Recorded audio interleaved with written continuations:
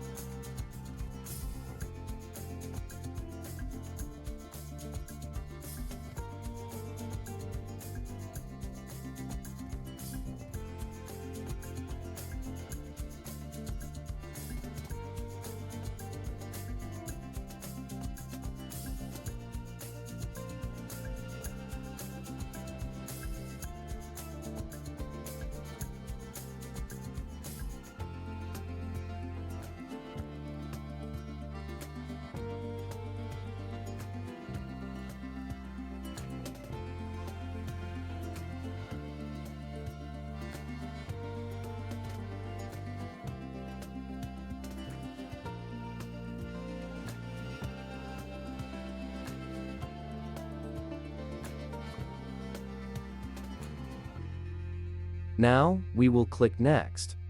Check this box and click Next. Select Complete for all features or Custom for a tailored setup. Leave these settings as default to run MongoDB as a background service. Simply choose Next. Keep Install MongoDB Compass checked to get the official graphical interface for managing your data. Simply choose Next. Click Install.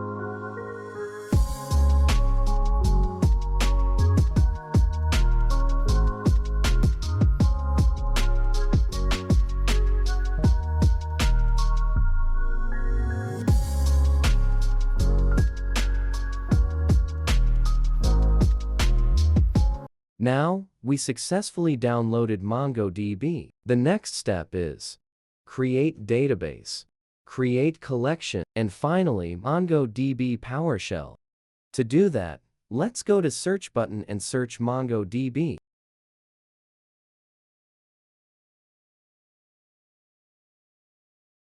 Welcome to Compass. This is where you'll connect to and manage your databases. Now click Add New Connection to get started. Enter your connection string or use the default local URI. Then click Connect. You're now connected to localhost and ready to start building your first database. To create database, click plus icon near localhost. You can name your database and collection anything you like, but I will use schooled and students just as an example.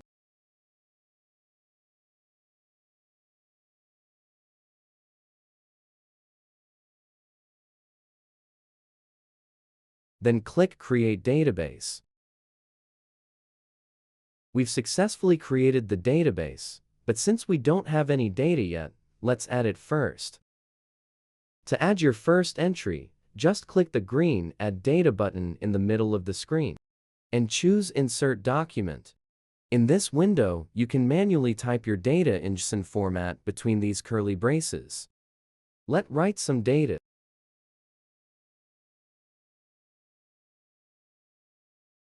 Remember to put a comma at the end of the line before adding the next piece of data.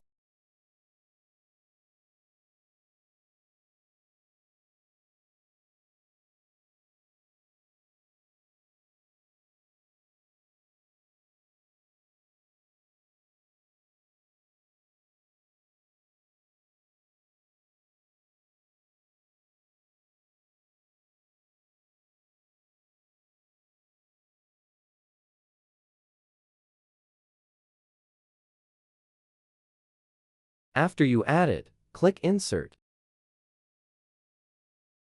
Your data is now live. From here, you can edit or delete it using the icons on the right. I'll show you two ways to manage your data.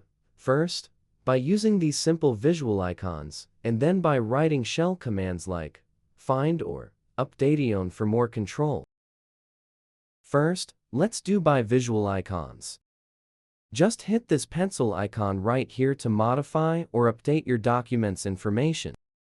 Use the set operator to change specific fields, like updating the name. For example, if you want to change a name, just use the set command and type the new name in quotes.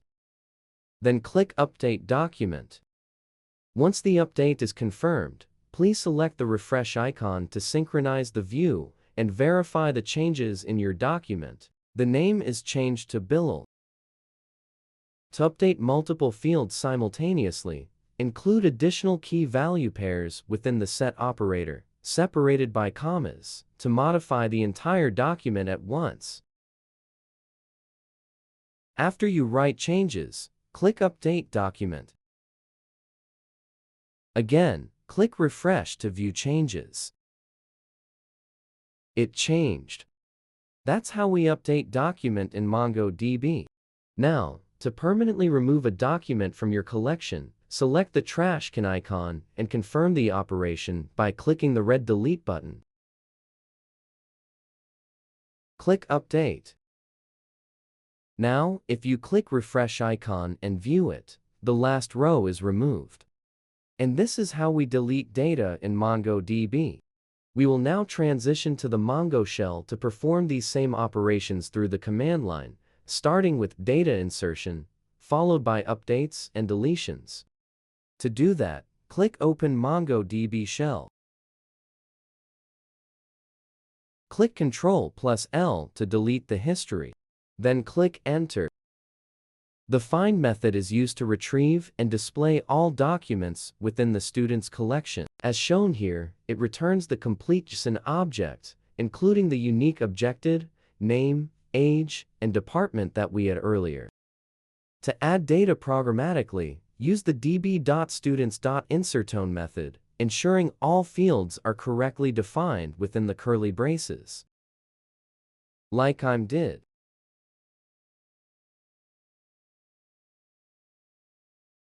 Now, if I click Enter, it displays this, and it means executing db.students.insertOne sends a request to add a new record. The response acknowledged, true, is the database's formal confirmation that the operation was successful and the data is now permanently stored. To verify the operation, run db.students.find. This will retrieve and display all records, allowing you to see the updated state of your collection in real time. The inserted one. This step confirms that the document has been persisted in our database, meaning it is now permanently stored and ready to be retrieved. To verify the changes in the graphical interface, select the student's collection and click the refresh icon to synchronize the view with the latest database entries. Now, to insert multiple documents simultaneously, utilize the db.students.insertMany method, passing an array of objects within the brackets to commit them all in a single operation.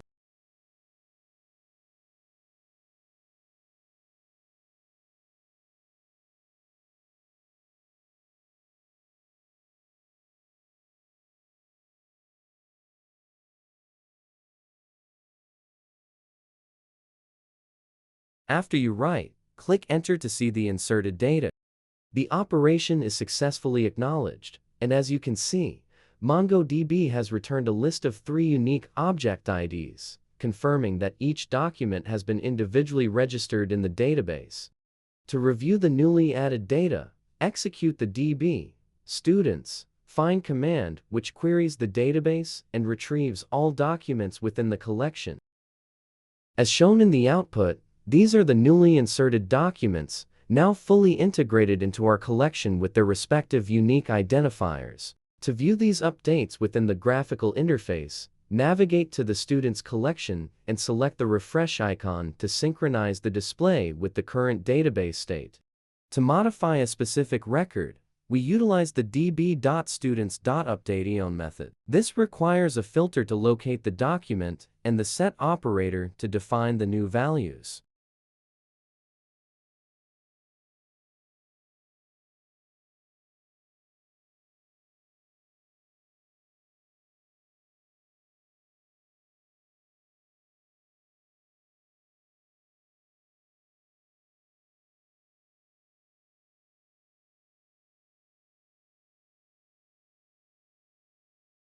Now, if I click Enter, the response acknowledged, true, and a modified count of 1 formally confirm that the specified document has been successfully updated from the collection.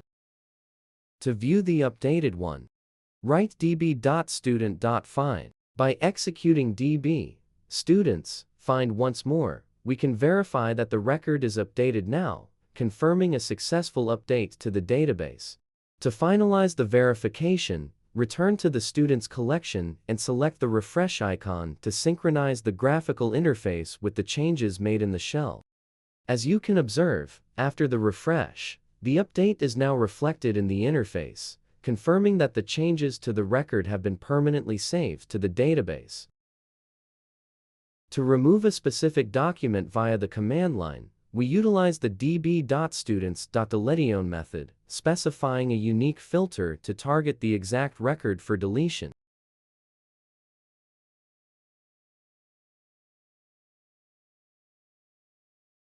Then click Enter.